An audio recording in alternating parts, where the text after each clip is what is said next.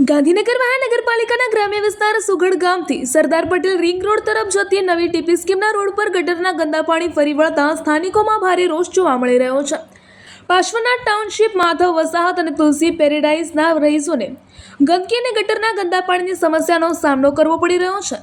Road ઉપર સતત ગંદુ પાણી ભરાઈ રહેતા મચ્છરોનો ઉપદ્રવ પણ વધ્યો છે, જેના કારણે રોગચાળો ફાટી નીકળવાની ભીતિ રહીશોને સતાવી રહી છે। સ્થાનિકોના જણાવ્યા મુજબ આ સમસ્યા અંગે મહાનગરપાલિકામાં લિખિત તેમજ મૌખિક રજૂઆતો કરવામાં આવી હોવા છતાં આજ દિન સુધી કોઈ યોગ્ય કાર્યવાહી કરવામાં આવી નથી। આ ઉપરાંત આજ રોડ પરનો સ્ટ્રીટ લાઇટનો થાંભલો કોઈ વાહનની ટક્કરથી વાંકો વળી ગયો છે, જેના કારણે રાત્રિના સમયે અકસ્માતનો પણ સતત ભય સતાવી રહ્યો છે। રહીશોએ તાત્કાલિક ગટરના પાણીનો યોગ્ય નિકાલ કરવા, સફાઈ અને મચ્છર નિયંત્રણની કામગીરી હાથ ધરવા તેમજ વાંકા થયેલા સ્ટ્રીટ લાઇટના થાંભલાને યોગ્ય કરવાની માંગ કરી છે।